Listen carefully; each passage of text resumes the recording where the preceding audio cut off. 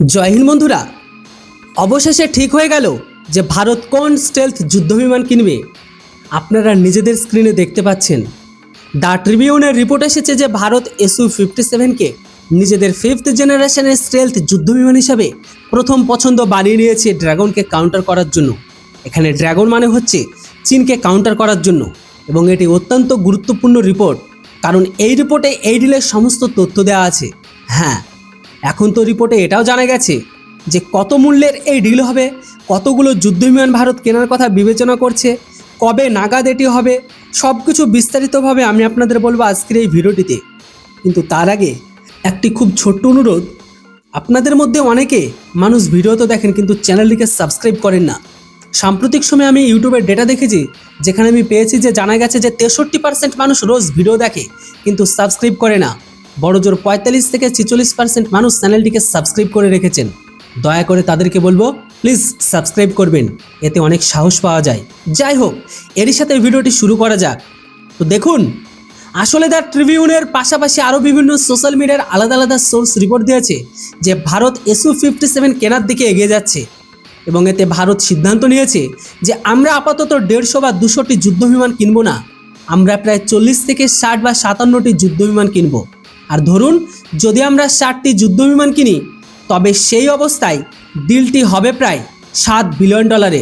হ্যাঁ, এই $7 বিলিয়ন আমরা প্রায় 60টি SU-57 যুদ্ধবিমান পাবো। আর এইগুলি সব ফ্লাইওয়ে কন্ডিশনে হবে, মানে এগুলি ভারতে তৈরি হবে না। কারণ রাশিয়া যে ইভ্যালুয়েশন রিপোর্ট এসেছে তাতে জানা গেছে যে ভারত যদি মেড ইন ইন্ডিয়া SU-57 চায়, অর্থাৎ ভারতের তৈরি সুখোই SU-57, তবে এমতো অবস্থায় অন্তত 140টি যুদ্ধবিমানের অর্ডার দিতে হবে ভারতকে, তবে ভারত সেগুলি তৈরি করার লাভজনক অপশন হবে। এই কথাটি সঠিকও, কারণ আপনি যদি ভারতে ফ্যাক্টরি সেট আপ করেন, পুরো ইনফ্রাস্ট্রাকচার দাঁড় করান, কোটি কোটি ডলার ইনভেস্ট করেন, তবে আপনি তখনই সস্তায় SU-57 বানাতে পারবেন যখন আপনি অন্তত 150টি যুদ্ধবিমানের অর্ডার দেবেন। ভারতের মনে হয় যে আপাতত এর প্রয়োজন নেই। চীন এবং পাকিস্তানকে কাউন্টার করার জন্য SU-57 50 থেকে 60টি সংখ্যায় আমাদের যথেষ্ট হবে, কারণ ততদিনে আমাদের অ্যামকা যুদ্ধবিমানও চলে আসবে যা উভয় দেশকে কাউন্টার করবে, যেটি আমাদের নিজস্ব যুদ্ধবিমান হবে মেড ইন ইন্ডিয়া। মানে পরিষ্কার যে ভারত SU-57কে একটি স্টপ গ্যাপ অ্যারেঞ্জমেন্ট হিসাবেই দেখছে, অর্থাৎ আগামী 10 বছরের জন্য এটি আমাদের এক প্রকারের জোগাড় হবে দুই দেশ চীন আর পাকিস্তানের J-20 বিরুদ্ধে মোকাবেলা করার জন্য।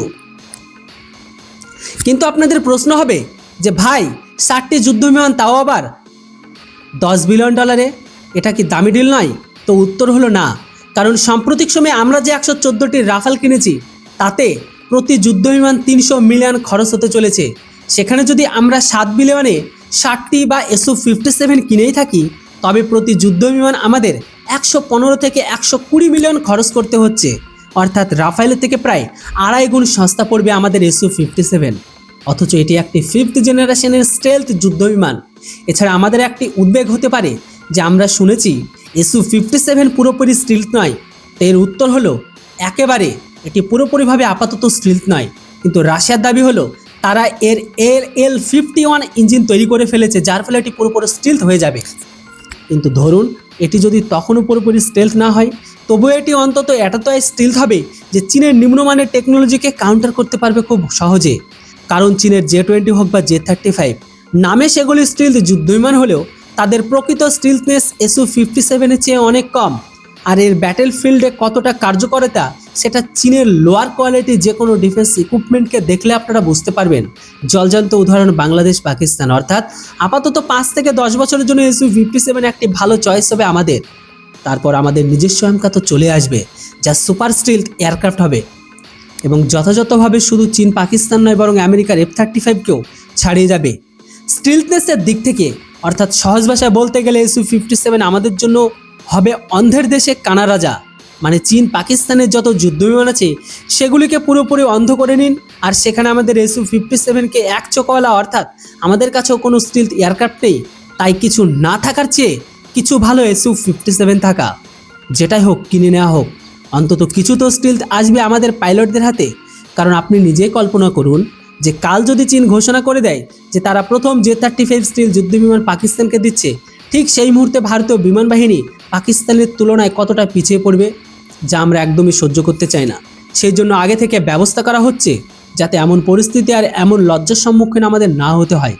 যদিও দেখার বিষয় এটাই যে ডেলিভারি খবর কী আসে, কারণ প্রধান ইস্যু ডেলিভারি নিয়ে। যদি রাশিয়া বলে যে 2008 সালের মধ্যে আমাদের ডেলিভারি দিয়ে দেবে, তবে সত্যি এটি খুব চমৎকার ডিল হবে। কিন্তু 2028 সালের পরে যদি এর ডেলিভারি হয় তবে প্রশ্ন তোলা হবে। তবে আমি শুধু আপনাদের এটাই বলবো যে চ্যানেলটিকে প্লিজ সাবস্ক্রাইব করে নিন, কারণ একে নিয়ে ভালো খবর খারাপ খবর চাই আসুক আমি আপনাদের স্পষ্টভাবে জানাবো। তবে ভারত কৌশলগত আর প্রযুক্তিগত উভয় দিক থেকে ভারত বেশ কিছু গুরুত্বপূর্ণ সুবিধা পাবে Su-57 বেড়াকে আমাদের সেনাতে যুক্ত করলে, মানে এয়ারফোর্সে। বর্তমানে চীনের ক্রমবর্ধমান শক্তি আর পাকিস্তানের হাতে সম্ভাব্য ফিফথ প্রজন্মের বিমান অর্থাৎ J-35 হুমকির মুখে Su-57 ভারতের জন্য একটি শক্তিশালী রূপে তাস হতে পারে। কেননা এটা পেলে দ্রুততম স্টিলথ ক্ষমতা অর্জন হবে আমাদের হাতে, যেখানে ভারতের নিজস্ব ফিফথ প্রজন্মের যুদ্ধবিমান অ্যামকা তৈরি হতে আর অন্তত 10 থেকে 12 বছর সময় লাগবেই। আর এই দীর্ঘ সময়ে চীন তাদের J-20 আর J-35 দিয়ে আকাশে যে আধিপত্য তৈরি করছে তা মোকাবেলা বা কাউন্টার করার জন্য Su-57 একটি দ্রুত স্টপ গ্যাপ বা অন্তর্বর্তীকালীন সমাধান। এটি হাতে থাকলে ভারতের পাইলট ক্লাস স্টিলথ প্রযুক্তির লড়াইয়ের আগাম অভিজ্ঞতা পাবে। অন্যদিকে চীন ও পাকিস্তানের বিরুদ্ধে শ্রেষ্ঠত্ব, মানে চীনের J-20 বনাম Su-57 বিশেষজ্ঞরা মনে করে যে Su-57 এর ম্যানুভারেবিলিটি, মানে আকাশে যে কসরত করার ক্ষমতা, আর অন্যদিকে ডগ ফাইট করার ক্ষমতা চীনের J-20 চেয়ে অনেক অনেক অনেক উন্নত।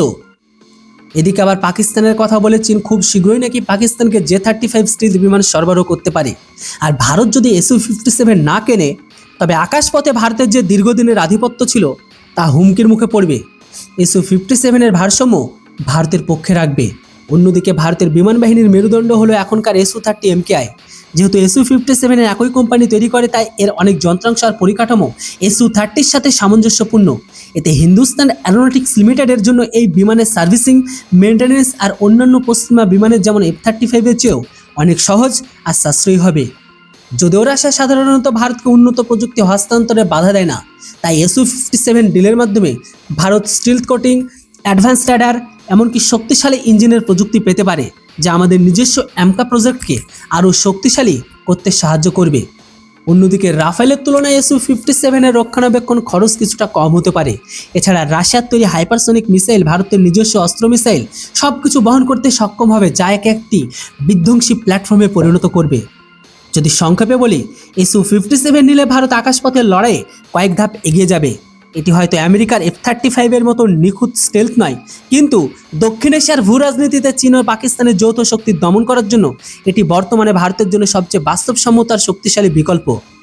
এবার বন্ধুরা আপনারাই বলুন, আমাদের কি উচিত নয় যত তাড়াতাড়ি সম্ভব রাশিয়ার Su-57কে 50 থেকে 60টায় আমাদের সেনাতে, মানে এয়ারফোর্সে যুক্ত করা? এর উপর আপনাদের মূল্যবান মতামত অবশ্যই কমেন্ট সেকশনে লিখে জানান। আর হ্যাঁ, ভিডিওর ইনফরমেশন ভালো লাগলে অবশ্যই চ্যানেলটিকে সাবস্ক্রাইব করতে ভুলবেন না। Thanks for watching. জয় হিন্দ, বন্দে মাতরম।